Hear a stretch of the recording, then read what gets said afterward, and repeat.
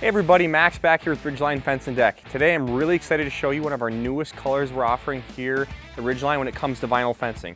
This is going to be a two-tone light gray with white border. This is a great option for any homeowners that kind of have the similar look going on their house with maybe some gray, blue, or any kind of darker slate color siding. Let's take a look. Okay, now going over kind of the pre-installation before we're able to install a fence like this. One thing that makes us very different, we're not going to be subcontracting any of the work out. Everybody that's going to be on your job site installing your brand new cedar fence, vinyl, or ornamental steel is going to be our in-house employees. And they're also going to be underneath our workers' compensation and general liability policy. When it comes to going ahead and having the permit pulled, Ridgeline will always be the one going ahead and getting that permit application processed. With utilities as well, we will be the ones going ahead and calling 811 to make sure your water, electric, gas, and sewer is marked out prior to installation. The last point I want to touch on prior to installation is how long do fences actually take to install.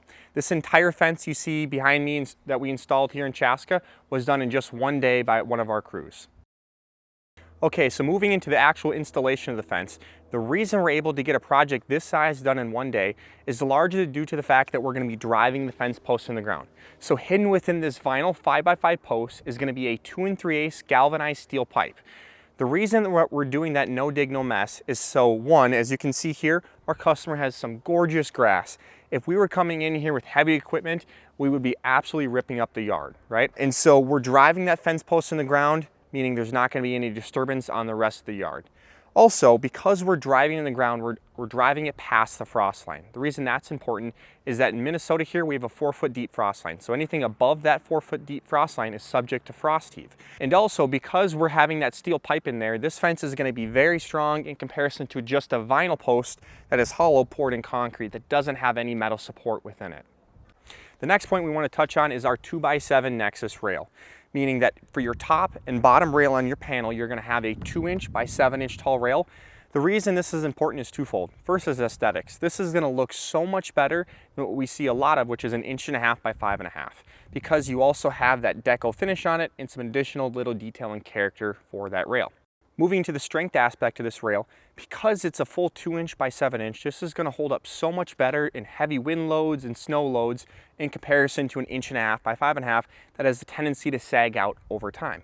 Also, a lot of homeowners have dogs and kids that like to jump up on the fence and put abuse on it, and this is going to take that so much better. All right, now taking a look at the product itself. Here at Ridgeline, we only use Homeland Vinyl. Homeland Vinyl is an American-made product that has an excellent warranty. That warranty is going to cover any chipping, blistering, peeling, or cracking. That's for the lifetime of the fence as well. It's always important to make sure whoever you hire for your new vinyl fence that you have a manufacturer warranty on the vinyl itself. All right, so the last point I want to touch on today is gates. Gates are something that have always been kind of a trouble spot for vinyl fencing, and so here at Ridgeline we take them very seriously.